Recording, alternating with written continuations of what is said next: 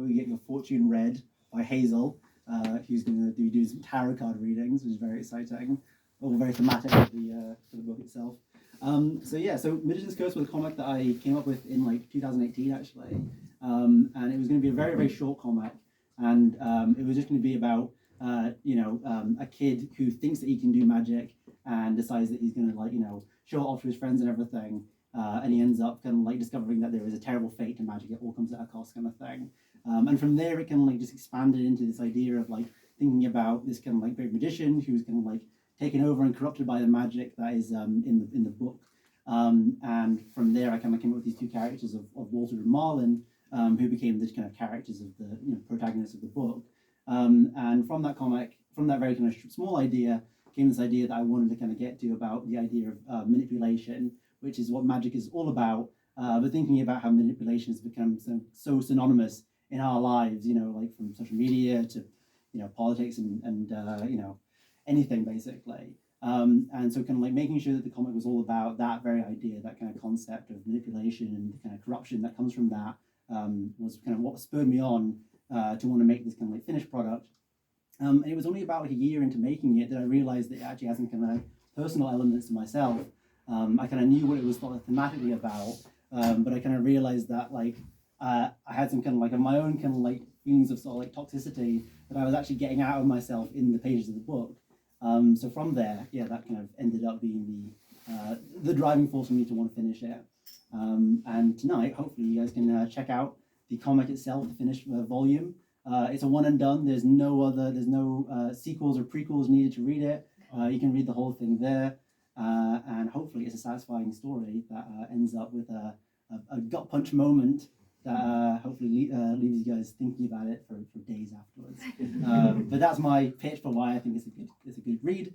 And we'll get into the Q&A now, which Thomas prepared some questions for me to answer. I have, two of which you've already answered. Off to a great start. Yeah. Good thing we've got 7 of them. Fantastic, good. I got my Google Docs ready. Mm-hmm. The first question was going to be, tell me how this came to be, but we've already got to that. Well, we could talk about Coco. Yeah, I think that's a good one. Yeah, so Coco was, it was a small, we were friends at university, and we did the Comic Society together, and we really enjoyed that. We made these anthologies that, were just themed around little ideas, but we kind of like realized when we were kind of coming to the end of our university experience that we wanted to kind of like make something a bit more like longer lasting, I guess, in a way. And from there, we decided to make Coco, and it was just the 4 of us. Unfortunately, our 4th member can't be here today because he's Southern. And we, and from there we did this like small business course through the university, got a small grant to start it up. And it was just when COVID started, so it was perfect time for us just to like lock in and get started on working with these projects. And if you guys are interested, there's a raffle actually at the back there, so you can win the first 3 volumes of the anthology. So if you want to check out the where Magician's Curse was originally printed, it's in those volumes. Yeah. So that's kind of I think the origin of Coco. Backstory to the comic. Yeah.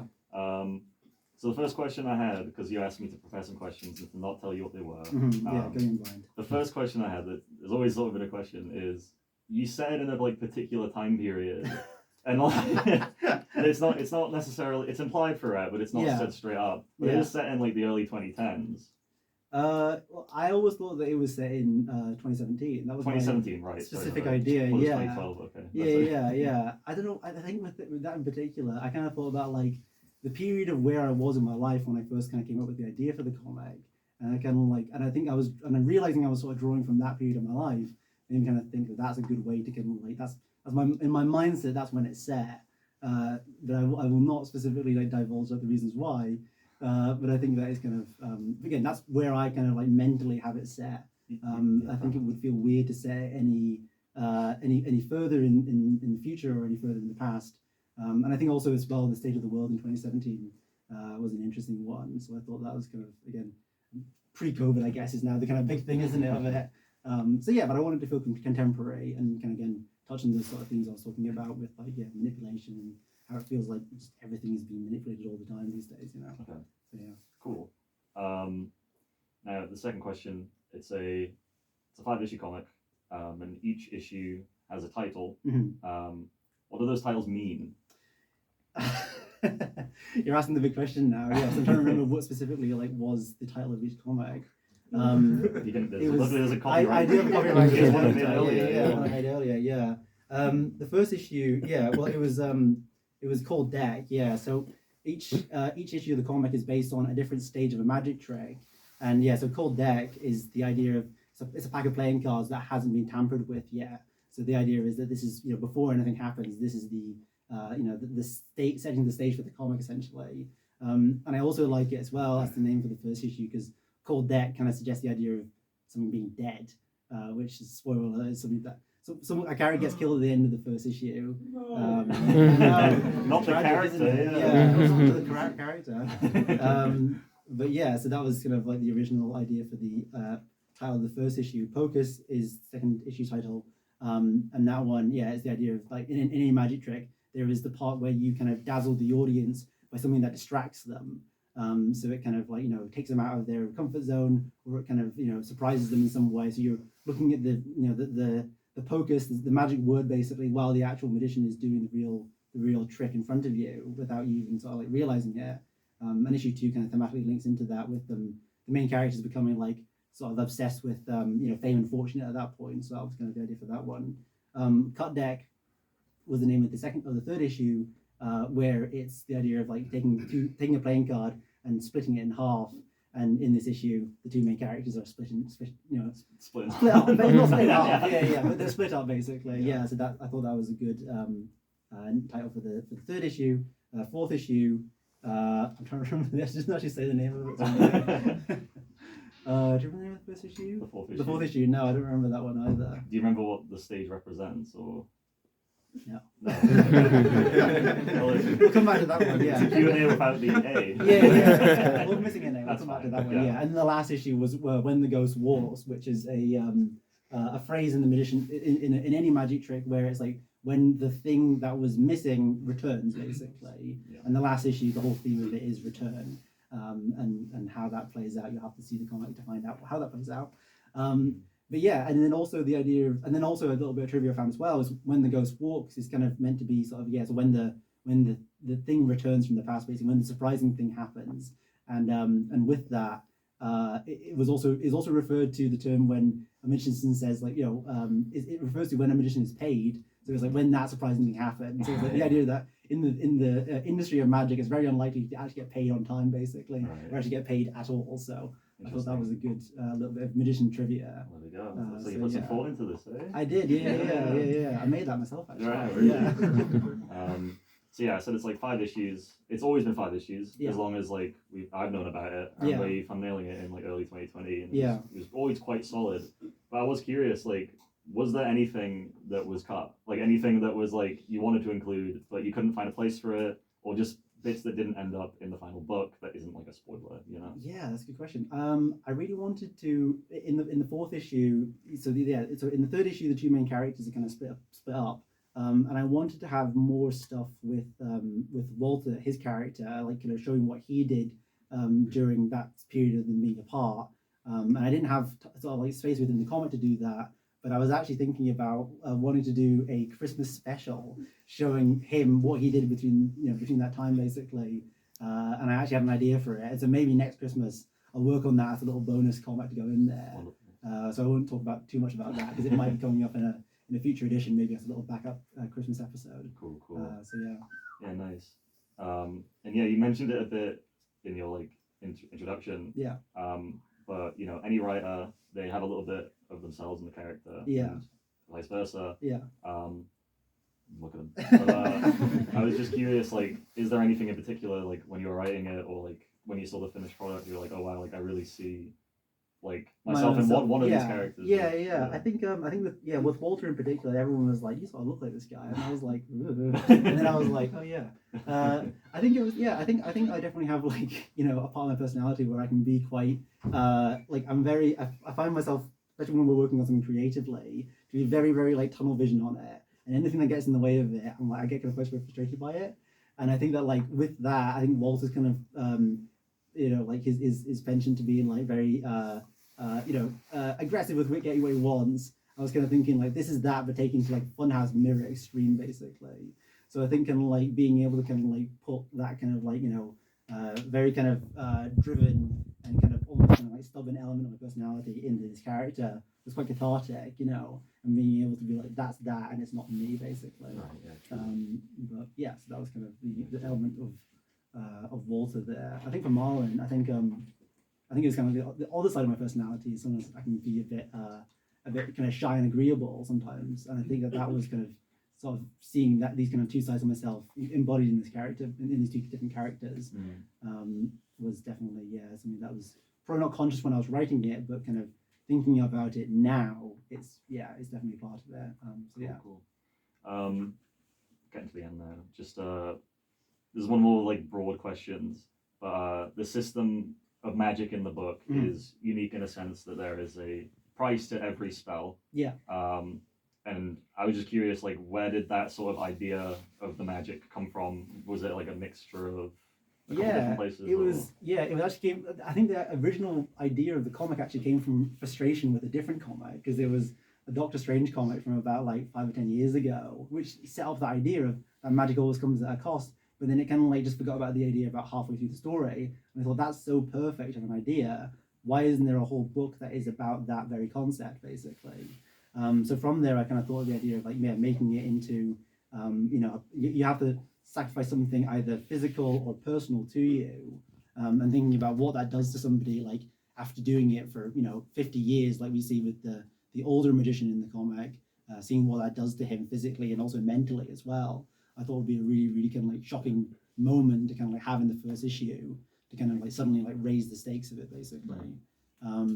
So yeah, that was kind of the sort of the origin point of the concept of that, and wanting to kind of like really explore every element of it, but then also kind of like doing it in a way where I could also sort of surprise the reader towards the end by kind of not changing the rules, but kind of like adding in an extra element to the rules, basically. Sure. So yeah. Cool. Now the book, I kind of I've seen it from inception to release.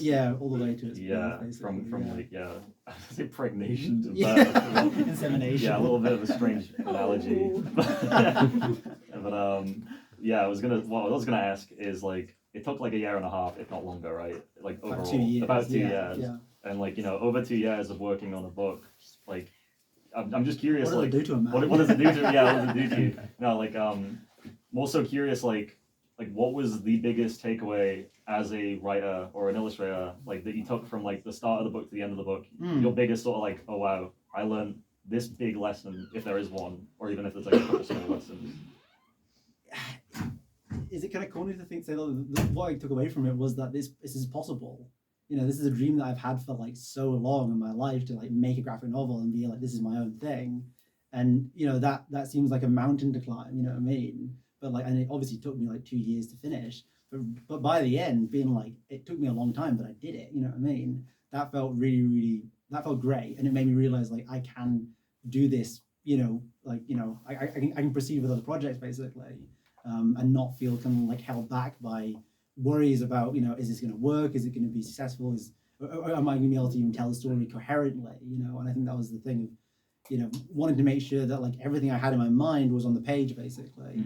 And now that it's out in the world and people have kind of come back to me with like their thoughts on it, and it's been so fascinating kind of hearing people having different interpretations of it as well, which felt so good. So that was, I think, again, a bit of a pat on the back moment, but like, but realizing that I can actually make something kind of fall to fruition was the biggest takeaway for me. I think for any artist, you're kind of thinking about like, again, is this going to work? And then seeing that it does work is, it feels very gratifying and also very, very affirming about your own creative intentions, Yeah.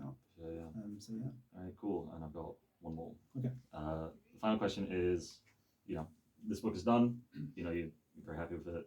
What is next? What is next for James Patrick? That's a good question. Yeah. So I've been talking about this for a while. Is that this entire book was made on my iPad on Procreate, and so I was all drawn digitally. And my next project, I was thinking like, I'm so sick of drawing on my iPad. I want to draw something traditionally. So I'm drawing a comic traditionally at the moment. It's only going to be about 30 pages long, but it's a shorter one because I feel like this is such a big project. Doing something a bit short and sweet would be nice. So yeah, working on a short project right now, maybe hoping for like kind of a spring release. And then my New Year's resolution has been to try and write as much as possible and try and write more stuff, because I think I realized that like I don't mind doing the art side of the things, but it's a side hobby. What I really like is writing. So we've been doing a comic actually. Have we? Yeah, we have. Yeah. So we'll have to see where that goes. But I feel very strongly about that project, and I feel like it's gone really, really well. And I feel like we'll be able to get that to a publisher or kickstart it, no problem. I think. I agree. My man. Yeah. Let's put it there. We're doing another Coco anthology. We're doing it's Comic Con themed this time, and we're bringing in artists from like that we've met throughout going to Comic Cons and stuff like that. So that'll be really exciting. So I'm kind of spearheading that, and through that I'm doing a lot more writing as well, which has been great. And then I'm also working on Magician's Curse as a screenplay, so try and get that into maybe get a movie adaptation. I don't know, but I'll just my guys at ITV. Yeah. But yeah, I just feel that's it's a good. I feel like it works. It could work as a film basically. The structure of it feels like it would survive being chopped up into pieces and reformed into a Frankenstein monster in different medium. So that's what's on the horizon for me right now, basically. Wonderful. Yeah. Well, good luck. That's about it. Then, no, I mean, like, just on like a personal note, it has been crazy to see like it go from like the like tiny little drawings in 2020. I remember you coming to my like apartment. And we like went through them. I did, because I was struggling with the ending. Yeah. And I was like, I can't figure out the ending. Please, can you like help me with it? Yeah.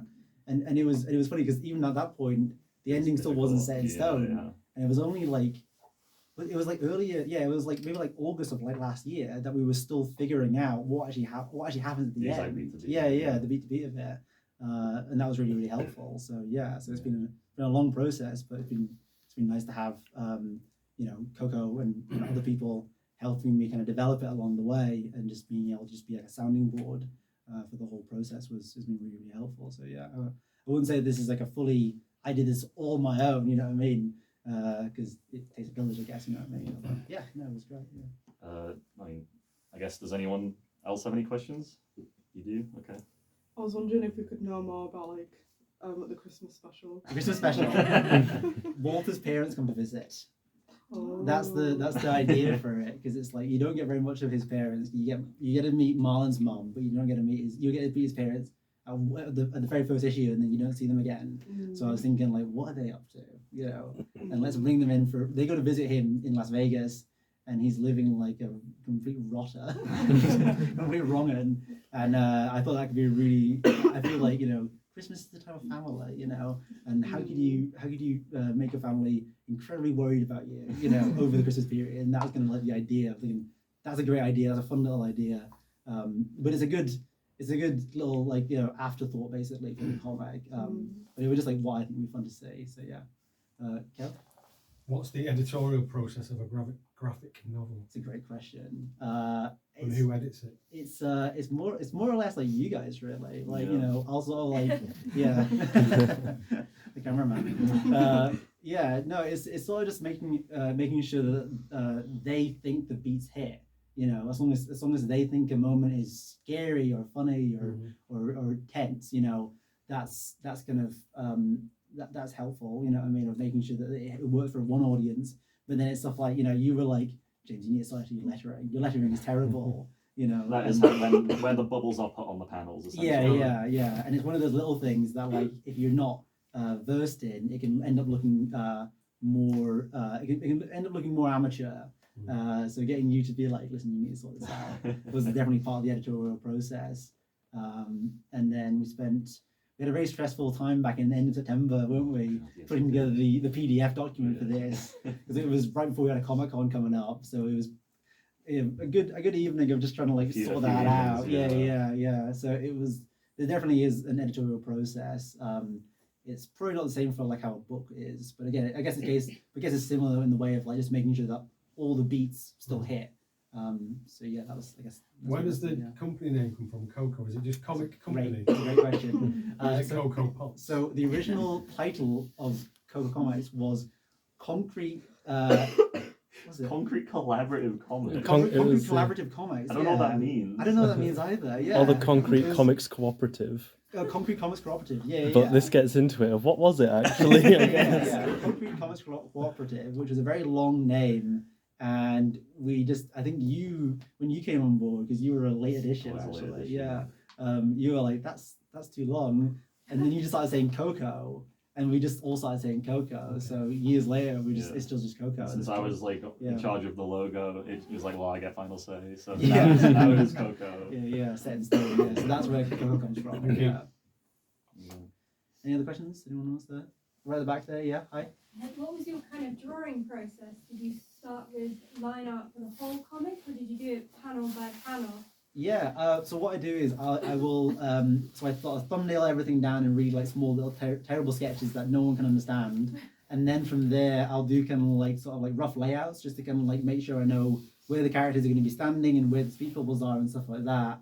And then from there, I will use those references to take hundreds of terrible photos of myself posing as the characters. So I can then kind of like use that as a reference point basically. And then from there, I'll kind of like build out add in the inks and then the coloring on top of that basically.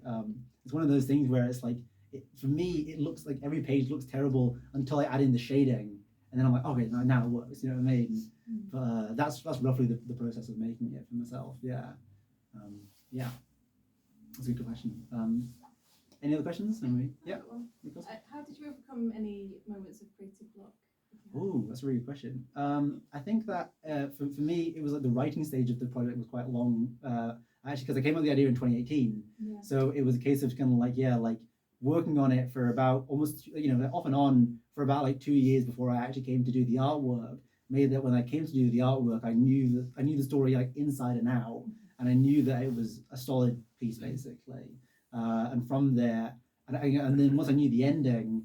And I was happy with the ending. And when I would tell people the ending, they would go, "Oh, that's good," like that. You want that moment, That's when I sort of like realized like, oh, this works, and I was able to just kind of like pretty much from there, just kind of like go straight into the artwork. And it was quite a straightforward process after that. So yeah, that's roughly about how it was. Yeah. I'm trying to think if there was any moments with like genuine block. I don't think there really was for you, where like it was like. I'm like a hose, yeah. I think it was like there was like 2 or 3 pages maybe where it was like. Yeah. We would.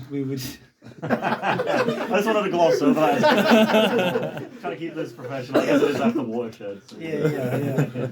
ITV man. Yeah. Never flying. Genuine creative block. Yeah, I guess there was a few moments of like, especially the first issue where I was kind of like rethinking a few of the pages, and I remember again it was a case of just saying to you guys like, does this work? Like, this is what I'm trying to get to. Like, how can we make this better, basically? So there's a few pages here and there, and that always felt really good. Of having that kind of like again just like springboard, and then thinking about how do you take this from which is okay to make it even better. And that was always I found that just creatively really fulfilling, but I think that's the thing is like having other people to talk to helps you through creative block like just so easily. I find saying it out loud. Yeah, exactly. Yeah. And it's funny as well because you have creative block sometimes, and you're like, James, this comic doesn't work. Like I hate the feel. I don't like it doesn't read well, something like that. And I'll be like, this is fine. Like, you know what I mean? Like, you're actually blocking yourself at this point, It's like as soon as I say it out loud, I'm like, what am I talking about? Like, yeah. But yeah, that's a great question. Yeah, thank you very much. If there's no more questions, we can get on to wine. Yeah. But yeah, no, thanks so much everyone for coming.